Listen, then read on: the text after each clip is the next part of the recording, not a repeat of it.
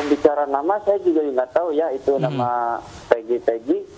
Tapi kalau bicara wajah, ya saya mengenalinya. Meskipun itu sudah 8 tahun yang lalu, Anda masih ingat wajahnya? Masih ingat. Ketika saya diberitahu fotonya, ketika saya dimintain keterangan, saya diberitahu fotonya gitu. Apakah saya melihat, apakah saya mengenal? Jadi saya memang mengenal wajah ini, cuman saya tidak tahu nama-namanya. Kalau itu namanya Peggy, gitu. Hanya sebatas mengenal wajah. Pak Arihanto, polisi bisa salah tapi tidak boleh berbohong. Apa yang bisa Anda tanggapi dari pernyataan itu? Ya, yang terjadi sekarang ini adalah ya, polisi sudah berbuat, dalam pandangan saya ya, sudah berbuat penyidikan sesuai dengan apa yang dilakukan. Dan selama dalam penyidikan itu sampai kepada persidangan itu tidak pernah ada komplain-komplain apapun ya. Misalnya komplain pra-peradilan, komplain ke Propam dan sebagainya.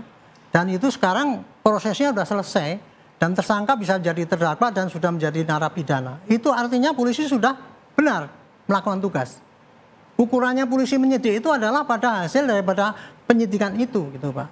Kalau apabila ada yang tidak benar itu ya salurannya ada, misalnya ketika dia waktu meriksa itu nggak benar itu bisa dikomplain pakai ini, atau dia menangkap tidak benar, atau dia barang bukti kurang kuat, itu bisa dikomplain. Tapi begitu sudah ending kepada putusan yang memidanakan yang disidik itu, maka polisi sudah dianggap benar.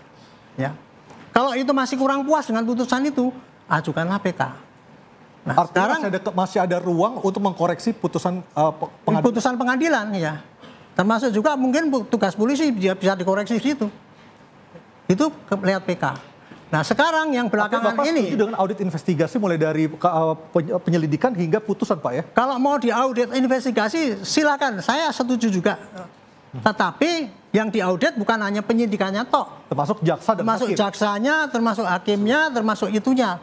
Kalau audit investigasi untuk polisi bagi saya nggak perlu karena saya anggap itu sudah nggak ada kesalahan di situ.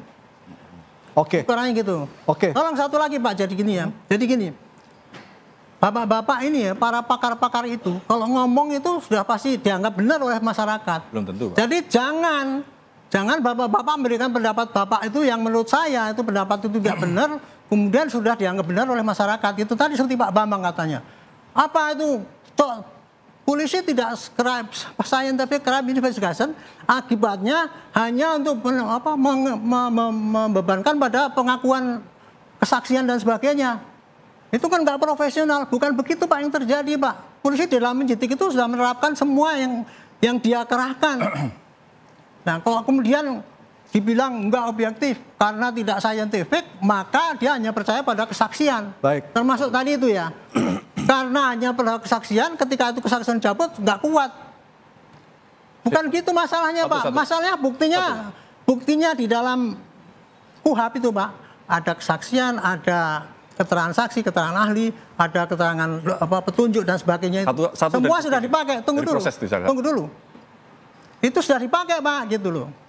Jadi jangan menimbulkan orang, wah Bapak sebagai pengamat sudah mengatakan polisi itu keliru, ini katanya begini, tidak objektif. Pak, saya tidak mengatakan polisi keliru, tapi polisi bisa keliru. Sedikit, saya tambah. Sebentar, kita tunggu dari Mas Bambang.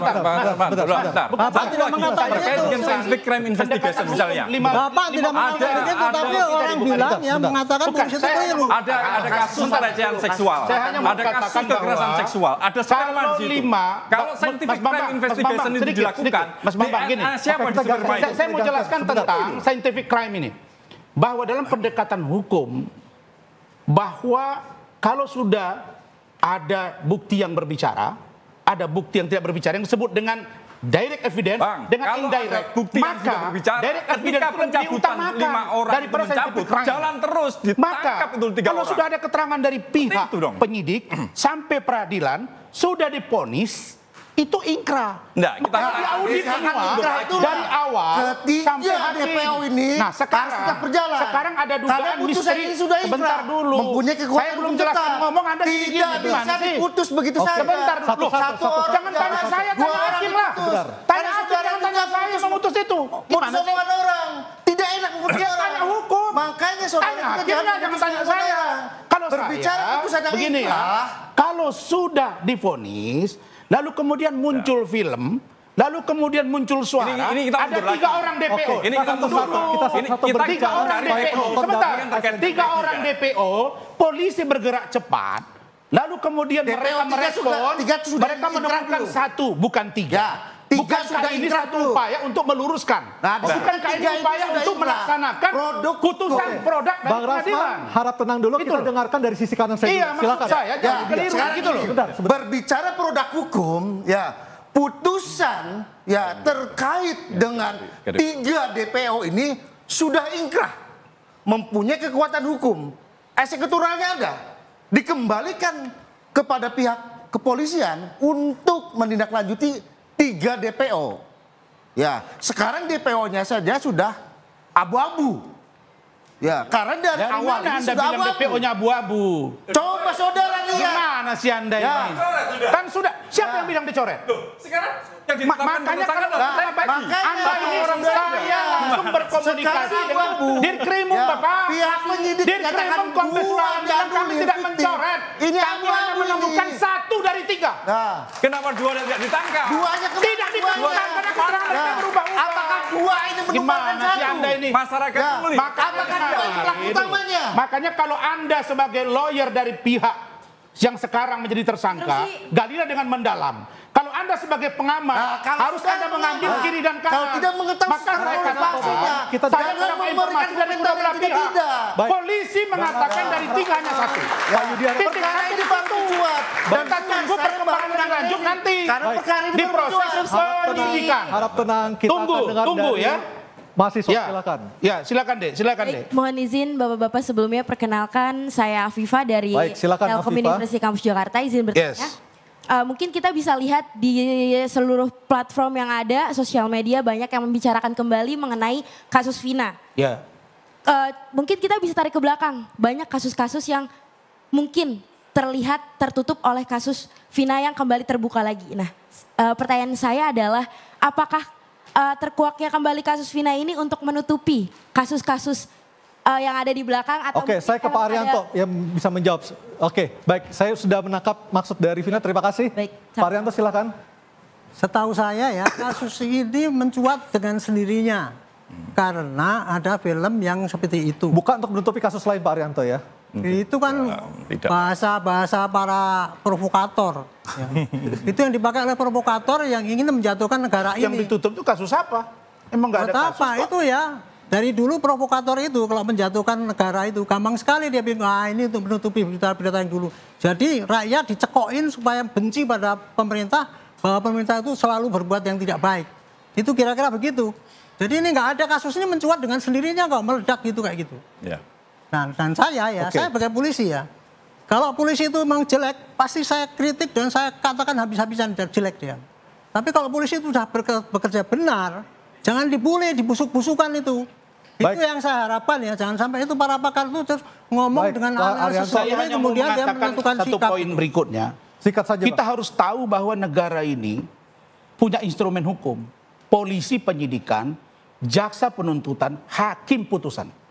Kalau kita tetap mengatakan Polri tidak baik, terus siapa yang akan melaksanakan penegakan hukum ini? Baik, Maka kita bantu polisi bahwa untuk penyidikan mereka itu bisa mengusut dengan salah, benar. gitu loh. Polri kan sudah bergerak sekarang. Polisi itu juga Sudah manusia. bekerja, Bapak. Kita tidak Sudah melihat bekerja, Polri. Bapak. Tidak Terus apa lagi, Pak? Polisi itu Ini ada persoalan personalnya. Ya, Spesifiknya ada. Bos, Ada oknum.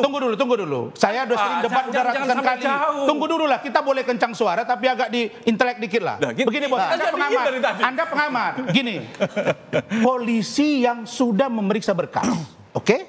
Putusan ada 3 orang, kata hakim. Lalu kemudian mereka dalami. Mereka kata periksa hakim, sebentar, saksi. kok kata Tunggu hakim? dulu. Itu dari data Tunggu dari dulu. bawah. Saya bicara Pak langsung Arianto dengan yang bilang tadi. saya bicara langsung dengan pimpinannya. Gimana Oke. sih Anda? Oke, Mereka oke. mengatakan Saya sudah bukan jawab. 3 tapi 1. Titik sampai di situ. Oke, Tunggu kapan? prosesnya. Stop. Yang saya mau katakan, Anda pengacaranya Peggy. Kapan kalian daftar pra peradilan? Oke. Itu yang saya tunggu sekarang. Oke, Bang Rasman. Saya tunggu sebentar. itu. Kenapa saudara yang menyuruh? Sebentar. Nah, Dan supaya berita ini tidak kemana-mana, jangan kebawa Bapak. emosional. Oke. Supaya Nah, berita kami ini tidak sangat kemana-mana. mendukung adanya film Vina. Oke, Nah, diputarnya oke, Vina, oke, ya oke, itu oke. salah satu Masuk aja, Saya harus Pak. baik Bang suatu Rasman. tindak Bang pidana yang Rasman, belum stop. tuntas. Pak Yudya, stop dulu. Saya harus ke Robi. Waduh. Robi Setiawan, Kok adik tidak dari tuntas? Peggy Setiawan. Oh. Oke, besok mau diperiksa di Mapolres Cirebon. Bisa pakai mikrofonnya, silakan. Belum ada surat nih. Belum ada surat ya? Iya. Pak Peggy besok dipanggil atau gimana? Direncanain diperiksa di Polda atau di Mapolres? Sudah ada di kantor.